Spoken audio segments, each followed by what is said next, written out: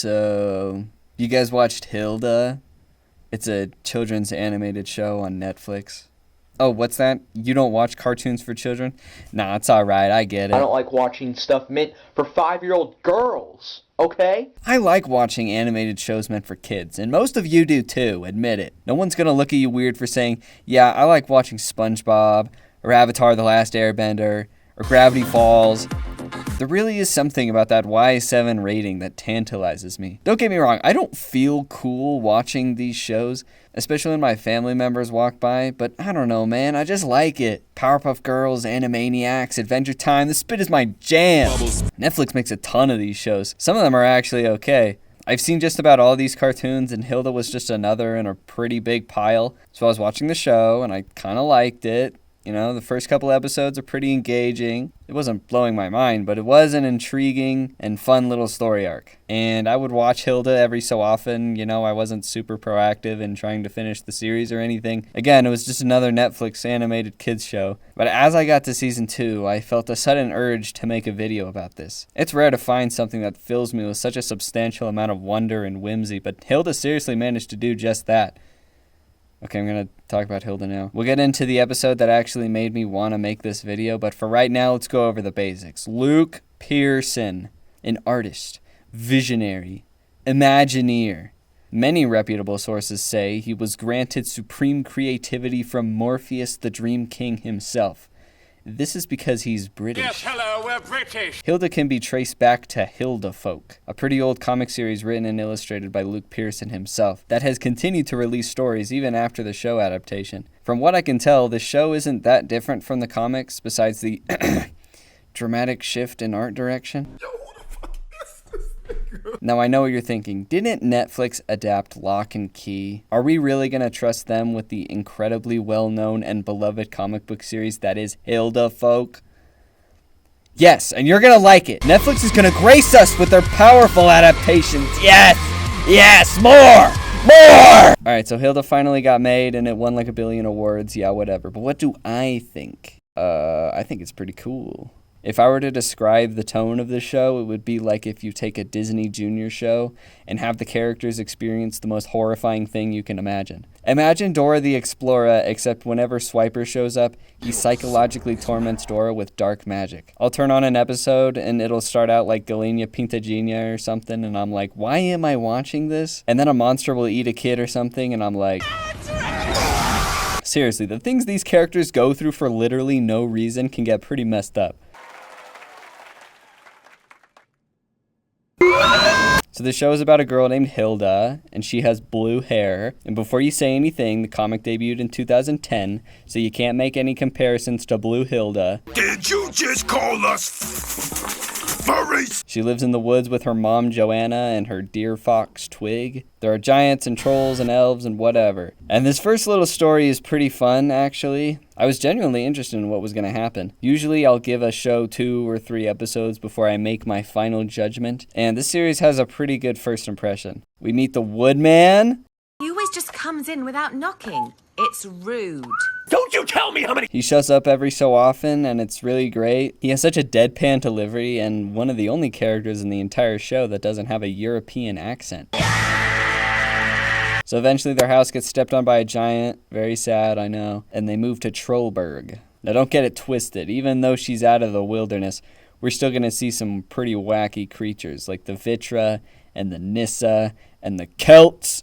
It's in my mouth! It's here she makes friends with David and Frida, who will be recurring characters from now on. They go on fun and lighthearted adventures, and by fun and lighthearted, I mean traumatic and death-defying. These little stories go on until the 2nd season, and it's all fun and games, and I'm enjoying it quite a bit. Season 2, Episode 3, The Witch. This is the episode that made me want to make this video. I can't really rationalize why this episode inspired me so hard. I don't even like magic and stuff like that, but this one just rocked, okay? In this episode, Hilda, Frida, and David are looking for the librarian. The librarian already seemed like there was something secret going on with her, probably because her character design obviously had more thought put into it than the other background characters on the show. Her name is Kaisa, and I thought it was Kaiser, like Von Kaiser. Kaiser Permanente. And it was just their accents that made it sound like that, but no, her name's Kaisa. with an A at the end. Anyway, they follow her through the puzzle-like library escape room maze and stumble upon the Witch's Tower. The Witch's Tower is so self-explanatory that we never actually are told what the Witch's Tower even is or what it's for. I mean, it's a tower for witches. What more do you need to know about it? There's only one guy here, and his whole job is to summon this terrifying portal with his single-string instrument thing, and it makes the coolest sound ever when he plays it. Bro, can we hear that again? Maybe it was just the sound that this guitar thing makes that made me like this episode so much, but I just think the magic in this episode is so cool. It's not even that unique or fleshed out. It's literally the most normal magic you've ever seen. But for some reason, it's really cool. This must be how Harry Potter fans feel when they watch Harry Potter, because this made me want to be a witch so bad. Then we got the Hilda movie. Season 2 ended with this hour-long special or however long it was. It was really good, and if you saw the poster for the Hilda movie like I did, then you'll know that at the end of Season 2, Hilda turns into a troll. It was pretty good. Alright, but Season 3 though? Just kidding, I'll talk a little bit about Hilda the Mountain King. It's about Hilda being a troll. She and another troll kid switch places, basically, and Joanna kind of hates her new half-troll, half-human baby. That's so sad to see, chat. You never want to be hated by your parents. I'm sure many of the adults who watch this show can relate. Hilda's troll mom is like, there's no way to reverse the spell that turned you into a troll. Hey guys, do you want to know if there was a way to reverse the spell that turned Hilda into a troll? You're never going to believe this. There was in fact a way to reverse the spell that turned Hilda into a troll. The movie is basically about this giant troll she finds trapped in a cave and how she's helping him out of the cave while her mom is trying to reunite with Hilda. I thought it was a very sweet yet exciting little flick that had a good ending and a pretty lame twist. Just from my bare bones description of this movie, how many of you thought that this Jimungo troll was the Mountain King?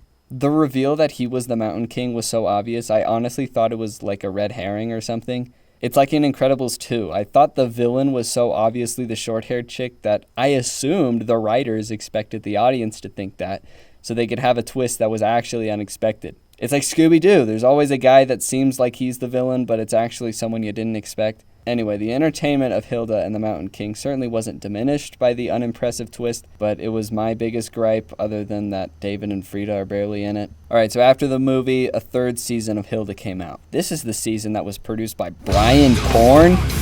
This time it's several years in the future. Hilda and her friends have gotten much taller, not to mention David's voice dropping a couple octaves. It's pretty crazy. Oliver Nelson, David's voice actor, was 12 when the series first aired. 15 when the movie was made. He sounded the exact same, by the way. And only 2 years after that, he went from Dr. Quinzel to Dr. Girlfriend. It's like Gabe from Good Luck Charlie, except instead of the actor aging over a long period of time. Wait, Good Luck Charlie only lasted 3 years? That's less time than Hilda. Alright, that makes sense then. Can't exactly expect a 17-year-old to sound like this forever. I mean, who does this guy think he is? Michael Jackson? Anyway, Season 3 starts with the squad going to Toffaton to see Hilda's Aunt Astrid. Alright, so she's obviously a witch. Judging on the Mountain King School of Dramatic Narrative reveals, how long do you think it'll take before the show tells us she's a witch? She has this really creepy pet that barely does anything, and I really don't know why her pet had to be this terrifying. I found the season to be pretty convoluted, especially near the end. In the middle of the season, away from all the fairyland nonsense in Toffaton.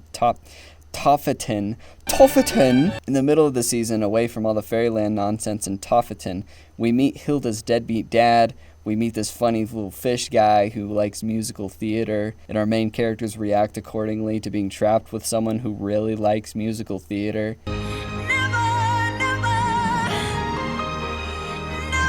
I thought it was fun in these more laxed, classic-style Hilda episodes. This season ended with another really long episode instead of splitting it up into multiple episodes, which would make more sense since there were only 8 episodes in this season, opposed to the normal 13 in the previous seasons. In the last episode, Hilda gets dropped into Fairyland or wherever, and she meets this girl and, she kinda looks like Hilda's mom. I wonder how long it'll take to reveal that. Hilda, you seriously don't recognize your own mummy when she was your age? I did enjoy the season a lot. I thought the ending was sweet, and it was very satisfying for a fan of the series. And that's really all I have to say. It was a really cute series with fun characters, surprisingly deep world building, with wholesome themes of environmentalism, bravery, honesty, family, whatever. Stay tuned next time when we discuss the sophisticated and layered subtext of the intellectually enriching television series Octonauts. Don't let your love fly away, fly away. Don't be afraid to see